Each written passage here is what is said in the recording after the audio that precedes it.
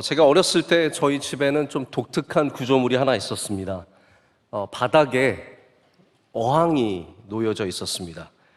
저희 부목사님 중에 손재주가 굉장히 좋은 분이 계셨는데 그분께서 자체 제작하는 어항이 있었습니다. 저희 원로 목사님이랑 코드가 맞으셨어요. 그래서 저희 집에 크지도 않은 저희 집에 한 구석에 비닐을 이렇게 여러 겹을 깔고 겉에는 돌을 세우고 또 안에도 여러 가지 물건들을 넣어서 개방형 어항이라고 하죠.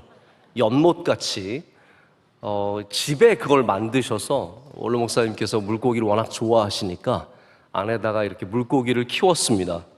금붕어도 갖다 놓고 작은 비단잉어도 놓고 때로는 이름도 모를 그런 물고기들을 갖다 놓고 키웠는데 종종 좀 위험한 일들이 생겼습니다. 이 안에 있는 물고기들이 밖으로 튀어나와서 제가 아무도 만지려고 하지 않기 때문에 아버지 안 계시면 제가 그걸 다시 집어넣고 살리고 그랬던 기억이 나는데, 이제 다만 저희가 집을 비웠을 때 가끔 정말로 탈출을 시도하는 물고기들이 결국은 돌아와 보면 죽어 있는 그런 안타까운 일들을 몇 번 맞고 냄새도 나고 여러 가지 불편한 일도 있고 비닐이 찢어지면 홍수도 나고 해서 결국은 철거하는 일이 있었습니다. 이 물고기는 왜 그곳을 뛰쳐나왔을까요? 아무리 생각해봐도 죽기 위해 나온 것 같지는 않습니다. 그 물고기는 어쩌면 자유를 위해서 좀 이 좁은 곳이 아니라 더 넓은 곳에서 편하게 살고자 하는 마음으로 뛰어나왔을 텐데, 안타깝게도 물고기가 물을 벗어나니 자유가 있는 것이 아니라 죽음이 다가왔습니다. 물고기를 자유롭게 해주기 위해서 만약 여러분이 들판에 풀어놓는다면 몇 분간은 자유로울 수 있겠지만 결국은 잠시의 자유 후에는 죽음을 맞이하게 될 수밖에 없습니다. 그렇기 때문에 우리의 자유도 마찬가지입니다. 우리의 자유가 내가 이 사람만 없으면 난 자유할 거야, 내가 여기만 빠져나가면 자유할 거야, 내가 이 직분만 내려놓으면 자유할 거라는 그러한 끊어내는 자유에서 먼저 이 시간은 우리가 우리의 삶의 자리에서, 바로 이 자리에서 어떠한 자유를 누릴 수 있는지 생각해 봐야 합니다. 저는 오늘 말씀을 통해서 여러분의 바로 그 삶의 자리에서 누릴 수 있는 자유, 우리 기본기 두 가지를 좀 함께 생각해 보기를 원합니다. 우리 갈라디아서를 여러분 분명히 이해하고 계실 텐데요. 갈라디아서는 우리가 보통 작은 로마서라고 부르는 굉장히 탄탄한 복음으로 채워진 서신서입니다. 로마서가 말하듯이 우리의 구원이 우리의 행위가 아니라 오직 믿음으로 가능하다라는 것, 오직 예수 그리스도만이 우리에게 구원을 주실 수 있다는 복음이 가득한 서신서입니다. 바울이 아마 갈라디아 교회를 세우면서 교인들에게 철저하게 복음의 교육을 행했던 것 같습니다. 다른 것 외에는, 예수 그리스도 외에는 다른 방법으로는 구원을 얻을 수 없다, 십자가만이 구원이고 예수님만이 구원이다라는 것을 분명하게 가르친 것 같습니다. 그런데 나중에 본토 유대에서 올라온 지도자들이 전혀 다른 이야기를 합니다. 너희들이 예수님 아무리 믿어도 할례를 받지 않으면 구원을 받지 못한다. 너희들이 예수님 잘 믿는 것 같아도 이 율법과 절기와 이 모든 것을 따르지 않으면 너희가 구원받지 못한다라는 그러한 가르침을 줬을 때 이 갈라디아 사람들이 의외로 거기에 다 금방 넘어가 버립니다. 그래서 바울이 바울답지 않게 이 갈라디아 교회를 신랄하게 비난하는 것으로 오늘 말씀이 시작됩니다. 여러분 한번 생각해 보십시오. 여러분 자녀들에게 인생의 중요한 가치를 가르쳤어요. 너 인사 잘해라, 감사 꼭 해라, 친구들과 화목하게 지내라, 형제들끼리 싸우지 말고 서로 나누고 서로 좀 양보 좀 해라, 이렇게 가르쳤는데 학교에서 선생님이 엉뚱한 것을 가르칩니다. 야, 인사 뭐하러 인사하니? 인사 받기나 해라.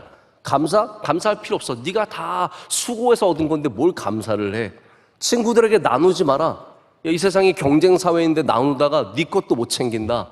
형제들과 뭘 화목하게 지내냐? 너 밀리지 마라. 소리 지를 거 있으면 지르고 가서 싸워라. 이렇게 가르친다면 여러분 어떻게 그 학생들에게, 선생님들에게 여러분 항의하실 수 있으시겠습니까? 얼마나 마음이 아프시겠습니까? 그래서 바울이 오늘 1장 6절에 이렇게 기록하고 있습니다.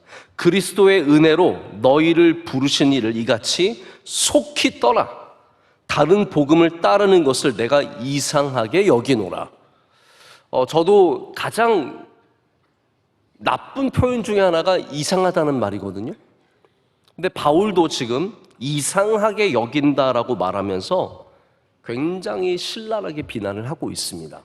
보통 바울의 서신서들, 우리가 에베소서도 주일 저녁에 말씀을 보고 있는데 에베소서도 그렇습니다. 다 격려고 위로고 기도고 축복이에요. 그런데 이 갈라디아서는 처음부터 강경한 말투로 그건 아니라는 거예요. 여러분, 원래 복음은 그렇습니다. 복음은요, 아닌 건 아닌 겁니다. 잘못된 거는 잘못된 것이죠. 그래서 복음은 굉장히 선명합니다. 복음은 분명합니다. 애매모호함이 없습니다. 적당한 것이 없습니다. 복음은 그래서 잘못된 것이 섞이면 더 이상 복음이 아닙니다. 그럼 우리가 식사할 때 된장찌개 좀 짜도 먹습니다. 좀 싱거워도 먹습니다. 김치찌개 김치가 몇 개 없어도 먹습니다. 돼지고기가 들어가도 먹고 안 들어가도 먹습니다. 밥도 약간 설익어도 먹고요, 좀 꼬들꼬들해도 먹습니다. 조금의 차이가 있어도 여전히 된장찌개고 여전히 밥입니다. 하지만 복음은 그렇지 않습니다. 복음은 예수 그리스도 외에 다른 게 들어가면 복음이 아닙니다. 뭐 예수님 믿는데 11조 안 하면 구원 못 받습니다? 그건 복음이 아닙니다. 예수님 믿는데 조금 뭐 잘못하고 이런 거 더하고 빼고 이렇게 되면 그건 절대로 복음이 아니라 오늘 말씀에 나오는 것처럼 교란하는 것이고, 그것은 속이는 것이고, 그런 것을 전하는 사람은 저주를 받아야 된다고 강경하게 말하고 있습니다. 갈라디아 교회는 복음으로 인해서 자유함을 얻었는데 다시 멍에를 메고 종의 자리로 돌아가고 있습니다. 바울이 그것을 안타깝게 여기는 거예요. 저는 오늘 여러분에게 이 말씀을 전하면서 복음으로 하나님의 자녀가 되어서 자유한 삶을 사시기를 축복합니다. 세상에 매이지 마시고 다시 종의 자리로 돌아가지 마시고 자유한 삶을 위해서 다시 복음을 굳게 붙잡으시고, 제가 지금부터 말씀드리는 두 가지 기본기를 분명히 더하시기를 바랍니다. 첫 번째는, 다시 강조하지만 단단한 복음의 기본기가 있어야 합니다. 한번 따라해 보겠습니다. 복음의 기본기. 자, 여러분에게는 복음의 기본기가 있으십니까? 복음은 우리를 자유하게 하는데 예수님께서는 이 말씀을 여러 번 복음서에서 강조하셨습니다. 그래서 예수 그리스도, 복음과는 항상 자유, 쉼이 연관되어 있습니다. 대표적으로 제가 두 가지 말씀을 읽어보겠습니다. 첫 번째는 마태복음 11장의 말씀인데 여러분이 굉장히 잘 아시는 말씀입니다. 이렇게 말씀하셨어요. 수고하고 무거운 짐진 자들아 다 내게로 오라. 내가 너희를 쉬게 하리라. 나는 마음이 온유하고 겸손하니 나의 멍에를 메고 내게 배우라. 그리하면 너희 마음이 쉼을 얻으리니 이는 내 멍에는 쉽고 내 짐은 가벼움이니라. 아멘. 이게 예수님의 말씀이에요. 어쩌면 우리가 예수님을 믿는 것은 여전히 멍에를 매는 것입니다. 여전히 예수님 믿기 때문에 힘든 일들도 있고 해야 될 일들도 많습니다. 그러나 분명한 것은 뭐냐면 예수님이 주시는 단단한 그 멍에는 우리를 오히려 더 자유롭게 합니다. 우리에게 쉼을 준다는 것이죠. 두 번째는 요한복음의 말씀입니다. 예수님께서 이렇게 말씀하셨습니다. 그러므로 예수께서 자기를 믿은 유대인들에게 이르시되 너희가 내 말에 거하면 참으로 내 제자가 되고 진리를 알지니 진리가 너희를 자유롭게 하리라. 예수님이 진리이십니다. 예수님의 말씀이 진리입니다. 내가 곧 길이요 진리요 생명이라고 말씀하셨기 때문에 우리는 그 진리 안에 들어갈 때 진정한 자유를 누리게 되어 있습니다. 그래서 이 갈라디아서는 복음이 명확하게 제시되고 있습니다. 예수 그리스도 외에는 구원이 없다는 거죠. 우리의 행위와 우리의 능력과 우리의 공로로 되는 것이 아니라 오직 예수 그리스도를 믿는 그 복음 안에서, 그 진리 안에서 그 멍에를 맬 때 참된 구원을 얻게 된다고 말하고 있습니다. 그래서 여기에 애매모호함이 없습니다. 적당한 게 없습니다. 근데 복음을 애매모호하게 붙잡고 있으면, 적당하게 믿고 있으면, 그리고 특별히 잘못된 복음을 믿고 있으면 우린 자유함이 없습니다. 그래서 7절은 이렇게 말합니다. 다른 복음은 없나니 다만 어떤 사람들이 너희를 교란하여 그리스도의 복음을 변하게 하려 함이라. 바울이 가르친 그 복음 외에 다른 것은 없다라고 말합니다. 여러분, 그래서 누군가가 여러분을 자꾸 속이고, 야, 지금 그거 믿는 거 아니야, 성경 봐, 이렇게 말하고 있어, 뭐 이거 공부 좀 해볼까? 이러면 단호하게 잘라내셔야 합니다. 거기에 넘어가신 분들은 복음을 분명하게 알지 못했기 때문에 넘어간 거예요. 여러분, 우리의 어떤 새로운 지식이 우리를 구원하는 게 아닙니다. 우린 이미 알고 있습니다. 예수 그리스도만이 길이요 진리요 생명이십니다.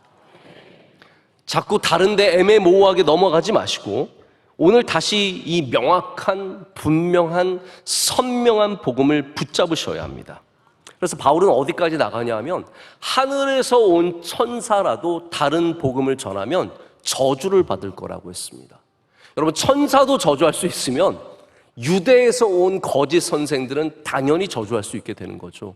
그만큼 복음에 대해서는 강력한 메시지를 전하고 있습니다.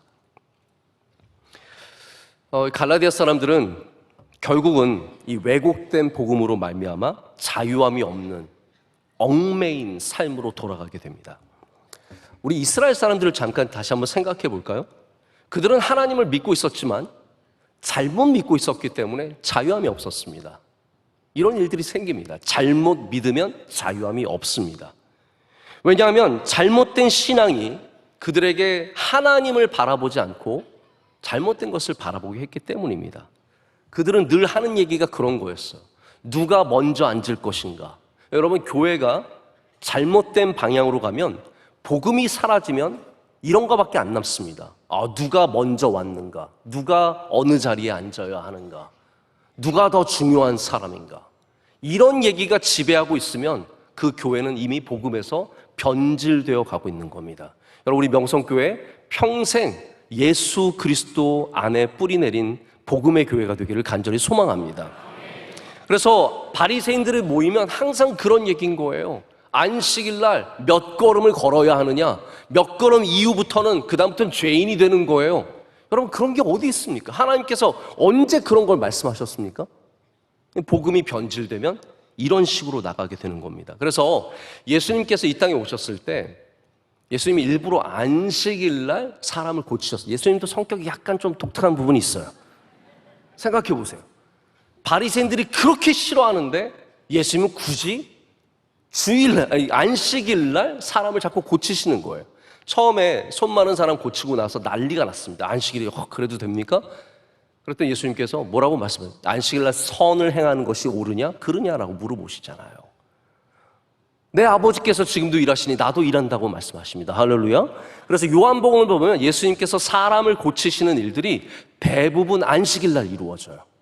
맹인도 안식일 날 고치시고 38년 된 병자도 안식일 날 고치시고, 그래서 바리새인들이 예수님을 죽이기로 작정한 것이 바로 이런 일들을 통해서입니다. 안 그래도 밉상인데 자꾸 안식일 날 그들이 그렇게 뭐라고 하는데도 사람을 고치고 자꾸 성질을 건드리니까 바리새인들이 안 되겠다, 쟤는 죽여야겠다라가 돼버리는 겁니다. 근데 여러분, 예수님은 분명하셨습니다. 너희 그거 잘못된 신앙이라는 거예요. 하나님 앞에서 그런 건 중요하지 않다라는 겁니다. 정말 하나님 바라보는 신앙을 가지면 자유합니다. 여러분, 안식일은 기쁜 날입니다. 주님의 날은 우리 하나님을 즐거워하며 기뻐하며 감사하는 날인데, 모든 것들이 잘못되어 버리면 이렇게 우리를 누르고 억누르고 수만하 쉴 수 없는 그러한 아주 답답한 곳으로 만들어 버립니다. 저는 기독교를 이렇게 정의해 버리는 것이 굉장히 안타깝습니다. 세상에 나가서 우리가 복음을 전할 때 예수 그리스도를 전해야 되는데 자꾸 사람들은 어떻게 몰아갑니까? 다른 쪽으로 몰아가요. 술 마셔도 돼요? 안 돼요? 이런 걸로 얘기를 합니다. 내가 아는 장로님은 큰 교회 장로님인데 술만 엄청 잘 드시던데? 여러분, 그렇게 얘기를 다른 쪽으로 끌고 가면 여러분 그걸 빨리 끊으셔야 합니다. 거기에 대해서 뭐 왈가불가 할 거 없습니다. 우리는 다시 예수님 얘기를 해야 돼요. 예수님 우리를 사랑하신다는 것을, 예수님 우리를 구원하신다는 것을 얘기를 해야 복음으로 끌고 와야지 자꾸 거기에 끌려다니시면 안 됩니다. 여러분 사실 뭐 교회가 술 안 마시는 사람들의 모임입니까? 여기가 진짜 그렇습니까? 여러분 정말 그렇습니까? 어젯밤에 한잔하고 오신 분들이 얼마나 많은데요. 여기가 술 안 마시는 사람들의 모임은 아니에요. 우리는 예수님 믿는 사람들의 모임입니다. 그래서 우리는 어떠한 의로움을 갖고 온 것이 아니라 예수님을 사랑하기 때문에 여기 온 거예요.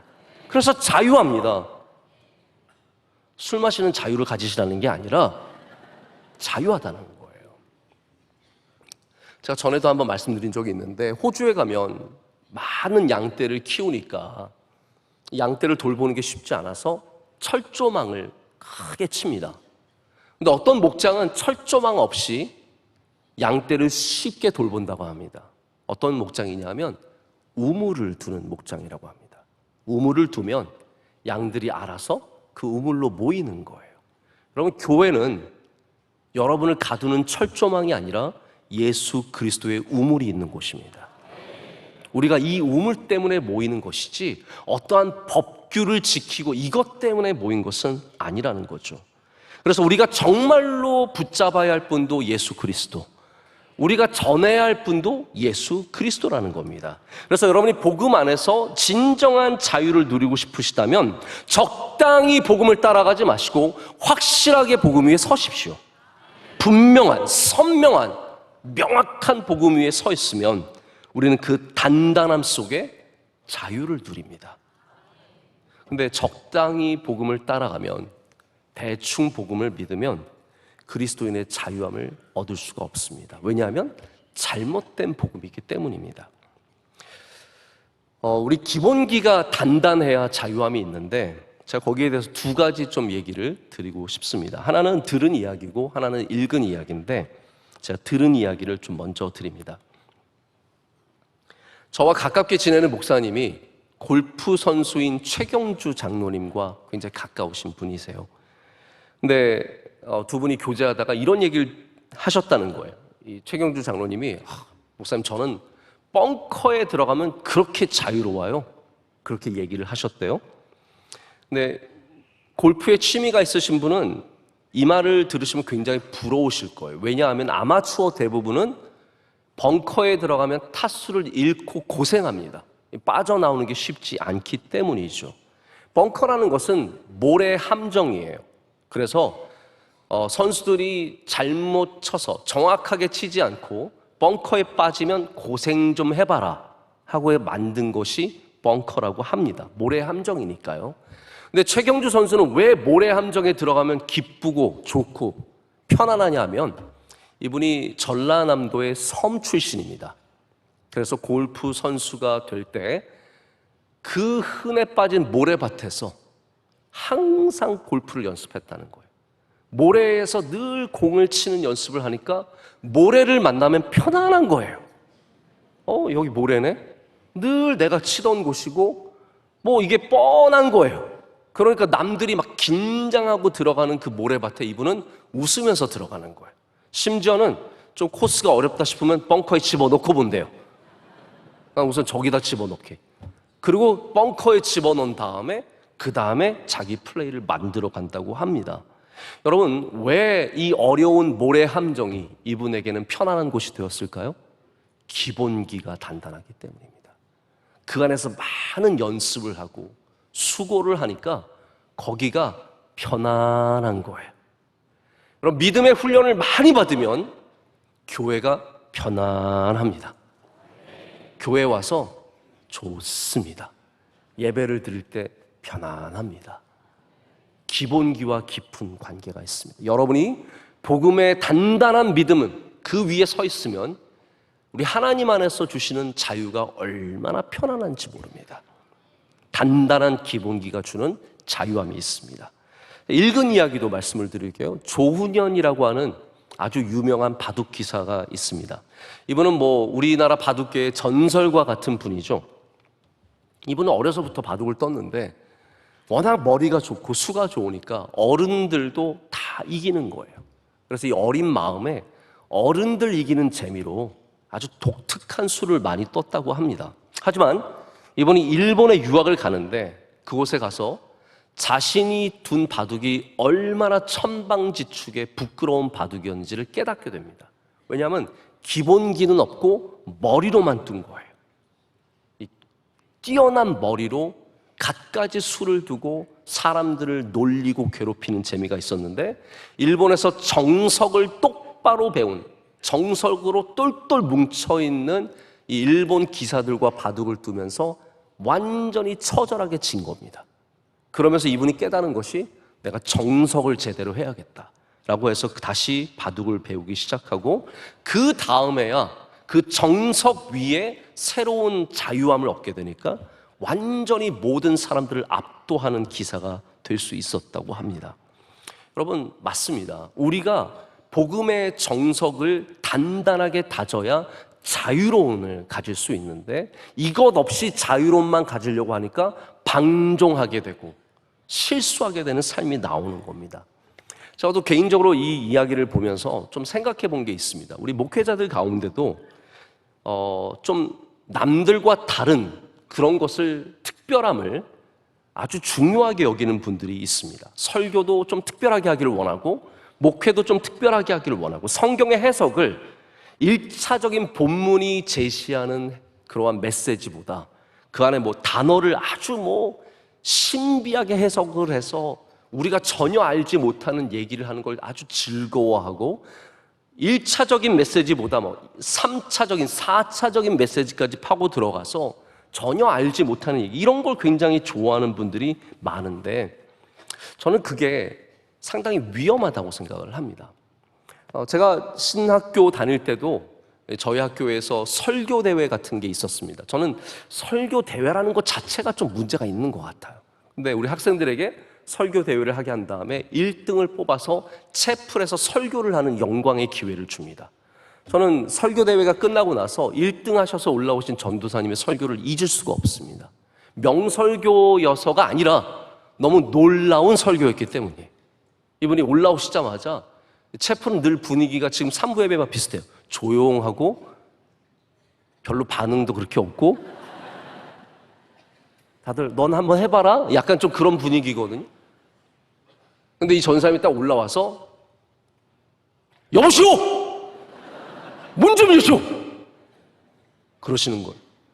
보니까 본문이 무슨 라합의 본문이었는데 정탐꾼들이 와서 문을 막 두드리고 그런 장면이었어요. 이분이 이야기 설교에 빠져가지고, 근데 그게 또 1등을 했어요. 여러분, 이 특별한 설교가 제가 못해서 안 하는 게 아닙니다. 저도 하라면 할 수 있습니다. 오늘 설교 갈라디아 교회야! 너 이따기로 할래? 근데 여러분, 매번 와서 제가 특별한 설교를 한다고 생각해 보세요. 과연 여러분 은혜 받는 것이 어떻게 될까요? 쉽지 않을 거라고 생각합니다. 여러분, 오늘 혹시 특별한 설교를 들으러 오셨습니까? 오늘 특별한 목사를 만나러 오셨습니까?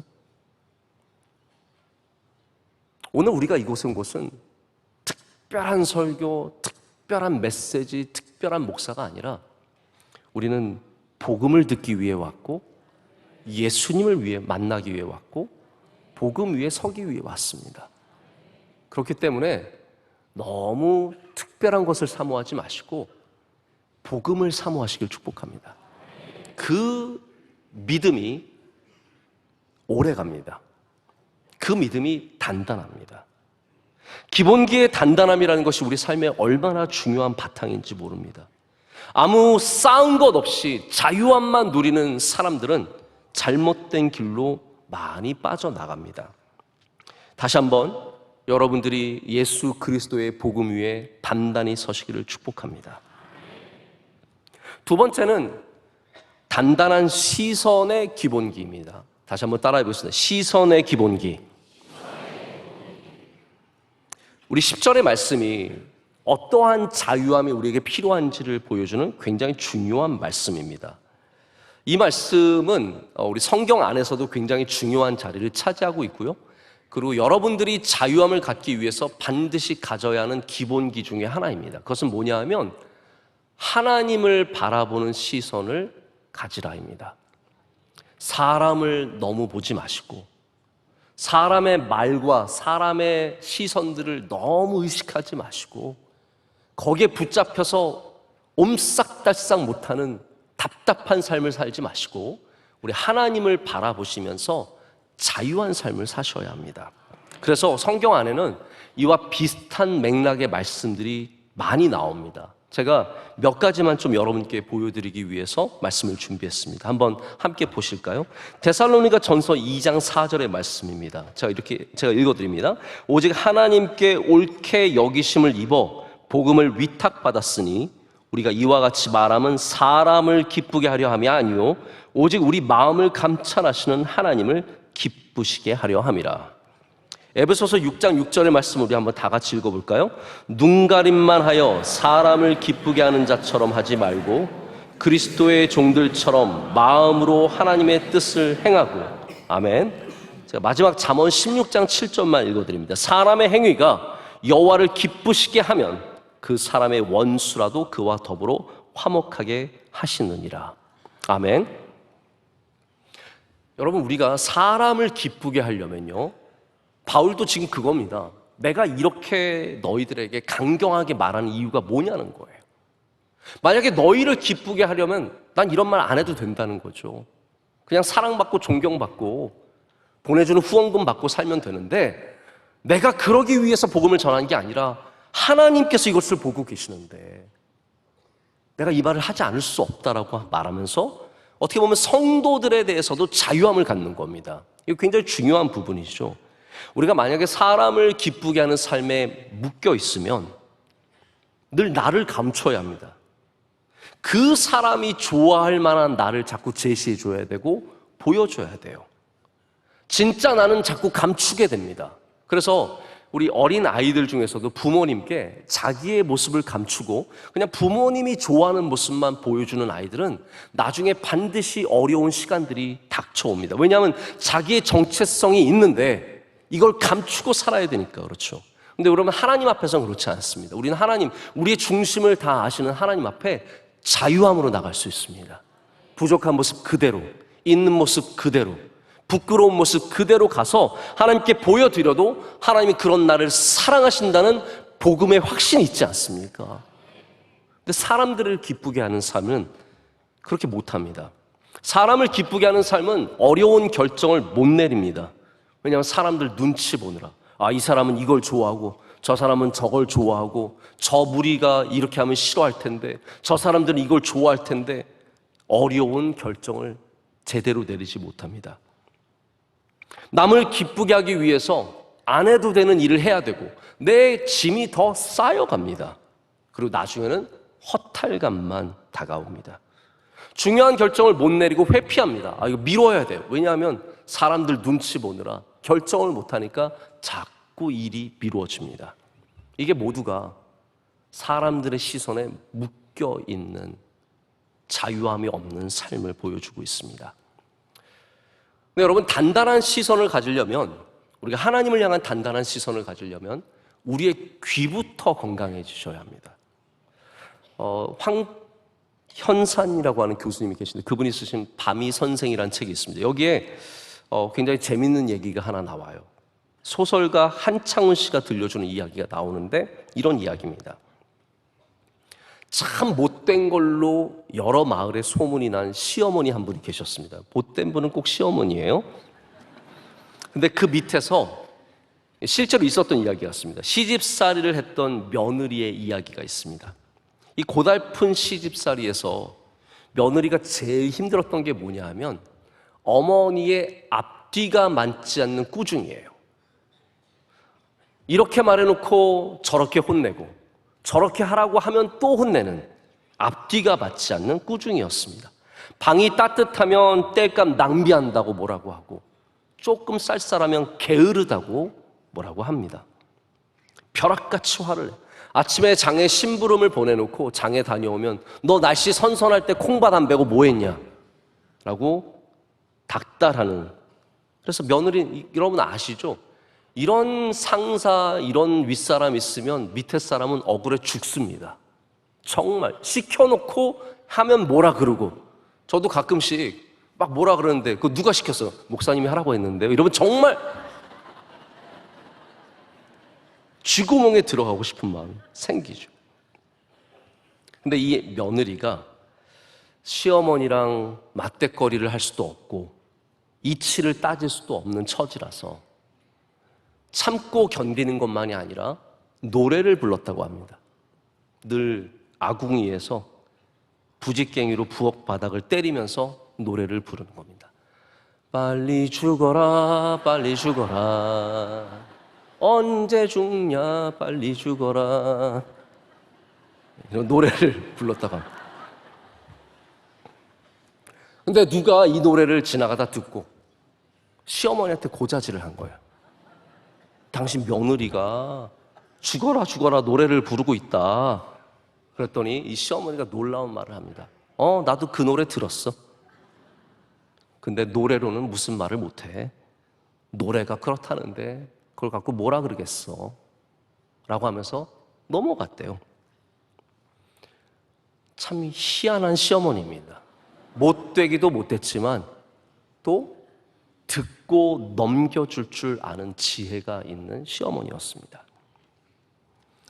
여러분, 사울이 뭐에 넘어졌는지 기억하십니까? 노래에 무너졌습니다. 사람들이 다윗은 천천히요, 아니 사울은 천천히요, 다윗은 만만이라고 하는 그 노래가 들려왔을 때 그것을 사로잡혀가지고 감당할 수 없어서 결국은 거기에 무너집니다. 마음이 그 노래의 노예가 되어버렸고 그 다음부터는 다윗을 쫓아다니느라 인생을 허비하게 됩니다. 여러분, 그렇습니다. 사람들의 말이 이렇게 무서운 겁니다. 여러분의 귀가 건강하셔야 시선도 건강해집니다. 사람들의 시선을 너무 의식하는 사회를 우리는 살아가고 있습니다. 한국 사회가 그렇습니다. 옷을 입어도, 화장을 해도, 머리를 하나 해도 모두가 사람들의 시선을 의식하느라 눌려 있습니다. 제가 미국에서 살 때는 미국 사람들의 장점 중에 하나가 사람들의 시선을 그렇게 많이 의식하지 않는다는 거예요. 제가 아이스크림 가게가 저희 집 앞에 있어서 종종 갔었는데 콜드스톤이라고 하는 이렇게 차가운 돌 위에 아이스크림을 올려놓고 요리해서 주는 가게였습니다. 저희 아내와 함께 가면은 이런저런 걸 주문하면은 거기서 젊은 아이들이, 아르바이트하는 아이들이 열심히 만들어서 줍니다. 하루는 이렇게 제 앞에서 열심히 만들었고 저에게 건네주는데 그제서야 그 아이스크림을 만든 자매가 장애가 있다는 것을 제가 깨닫게 되었습니다. 한쪽 팔이 짧고 거기에 작은 손이 붙어 있었습니다. 근데 제가 그거를 아이스크림을 만들 때도 모르고 있었어요. 건네줄 때야 팔이 짧아서 그것을 알 수 있었습니다. 여러분, 만약에 한쪽 팔이 짧으면 건강한 팔로 건네줄 텐데 이 자매는 그런 게 없어요.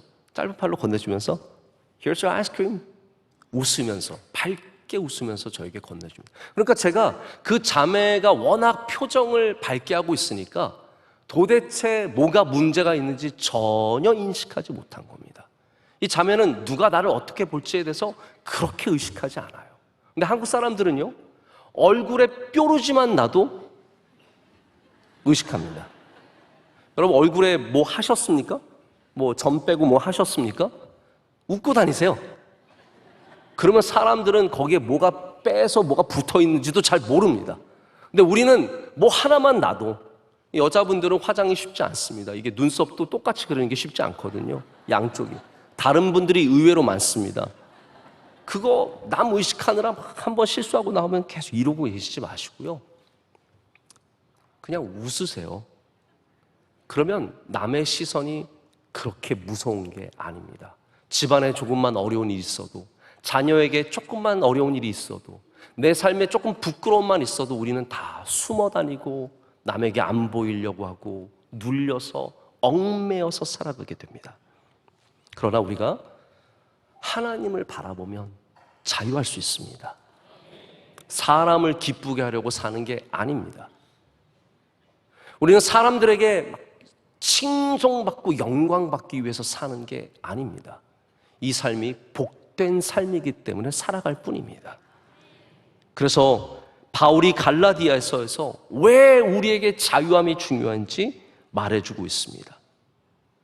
여러분의 시선, 여러분이 갖고 있는 믿음, 우리가 어떻게 갖느냐에 따라서 자유함이 올 수도 있고 온갖 노예로 온갖 묶여서 힘들고 전전긍긍하는 답답한 삶을 살아갈 수도 있다는 것이죠.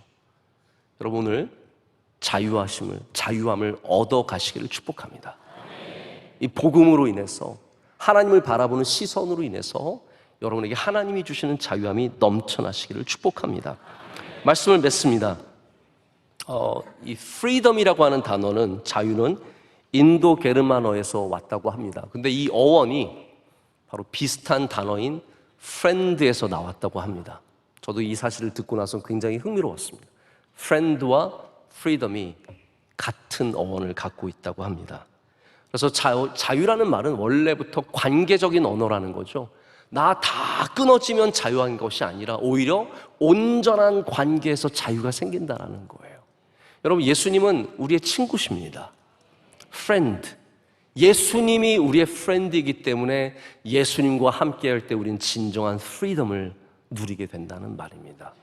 오늘 이 성전을 떠나가실 때 우리의 친구 되신 주님과 손잡고 나가시길 축복합니다. 그 복음을 잡고 그 주님을 바라보는 시선을 가질 때 우리는 이 세상에서 자유함으로 살아가는 주의 백성들 될 줄로 믿습니다.